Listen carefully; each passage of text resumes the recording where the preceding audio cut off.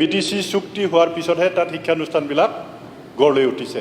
खुलुमबाय रायजो राजा नोंथांमोन भिडिअखौ बयबो नुबाय नुनाया सार रबिरामनि दिनै एसेम्ब्लियाव मा बाथ्रा बुंदों स्कुल प्रभिन्सियेलाइज जानायजों लोगोसे आरो आइएएस आइपिएस जानायनि सायाव बयबोआनो नुबाय जों खोनासंनानैबो लानि लोगोसे सार रिहन दैमारिनिबो इसे ससे दङ बेखौबो जों खोनासंनानै लानि बिनि उनाव नोंथांमोना कमेन्ट सेक्सनाव मा फोरमायनो गोसो फोरमायनो हागोन खोनासंखांनानै जोबथारनायाव आं फंनैसो बाथ्रा बुंहैदेरहैबावगोन खोनासंग्रोनानै लानि बिनि उनावसो आं बाथ्राखौ बुंहैनायसै। बिटिसि अঞ্চলত क'क्राझारत যোৱা 20-25 বছৰ ধৰি আইএছ নাই। Inspector of school no inspector of school no district elementary officer no DI Kokrajhar ডিস্ট্ৰিক্টত আজি নাই। ডাইৰেক্টৰ অকলে ডাইৰেক্টৰ বিটিসি এডুকেশ্যন তেখেতে নিজে ডিঅ হয় নিজে ডিআই হয় নিজে আইএছ হয়। আজি চাৰিটা চাৰ্জ লৈ পেলাই ডাইৰেক্টৰ ডাঙৰীয়াই কাম কৰিব লগা হোৱাৰ কাৰণে আজি তেখেতৰ অৱস্থা ইমানে অভাৰলোডেড ইমানে অভাৰ প্ৰেছাৰত থাকি কাম কৰিব লগা হয়। এজন মানুহক ইমান একেবাৰে লোড দি কাম আদায় কৰাটো আমাৰ কাৰণে দুৰ্ভাগ্যজনক। এইটো ভাল ঘটনা নহয়। মই বাৰে আইএছ কোকৰাঝাৰত এপইণ্টমেণ্ট দিব লাগে পোষ্টিং কৰিব লাগে বুলি দাবী জনাই আহিছোঁ। আজিলৈকে কিন্তু আমাক দিয়া নাই। কাৰণটো কি মই নাজানো। ডাইৰেক্টৰ চাহাবৰ আজি প্ৰমোশ্যন হোৱাৰ কেতিয়াবাই ডিউ হৈ গ'ল।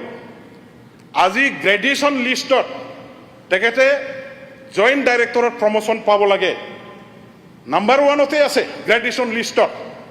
তথাপিও আজিলৈকে তেখেতক 1 নম্বৰত থকা সত্ত্বেও প্ৰমোশ্যনো দিয়া নাই।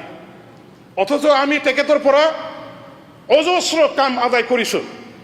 সেই অফিচাৰজনক আজি নিজৰ যিটো অধিকাৰ নিজৰ যিটো প্ৰাপ্য তাৰ পৰা তেখেতক বঞ্চিত কৰি ৰখা এইটো এক প্ৰকাৰ অন্যায় হৈছে।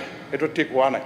মই এতিয়া হাউচত দাবী জনাব খুজিছোঁ যে কোকৰাঝাৰ ডিষ্ট্ৰিক্টৰ কাৰণে সোনকালে ৰেগুলাৰ আইএছ ডিঅ এপইণ্টমেণ্ট দিব লাগে পোষ্টিং কৰিব লাগে আৰু to assist the present director education of BTC immediate appointment of deputy director বিটিসিত আমাৰ চৰকাৰৰ পৰা এপইণ্টমেণ্ট দি পঠিয়াব লাগে যাতে আমি পূৰ্ণদমে বিটিসিৰ আমাৰ শিক্ষা বিভাগটো শক্তিশালীভাৱে আমি চলাব পাৰোঁ।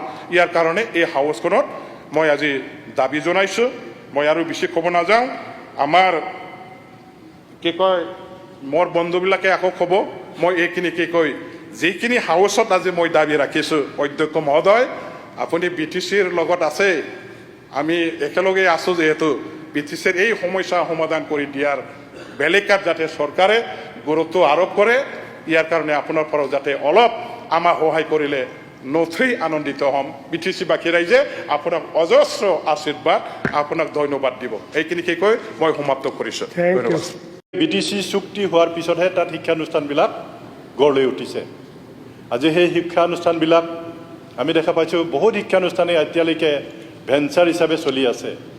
গতিকে আমি আমাৰ শিক্ষা বিভাগক মই অনুৰোধ কৰিম অন্ততঃ সেই ভেঞ্চাৰ স্কুলবিলাক প্ৰভিন্সিয়েলাইজ কৰাৰ কাৰণে যি ব্যৱস্থা ল'ব লাগে ইতিমধ্যে আমাৰ বিটিসি চৰকাৰৰ পৰা এটা আইন পাছ কৰি ইতিমধ্যে আমি পঠাইছোঁ আৰু খুব সোনকালে সেইটো পাছ হ'ব বুলি আমি আশা কৰিছোঁ।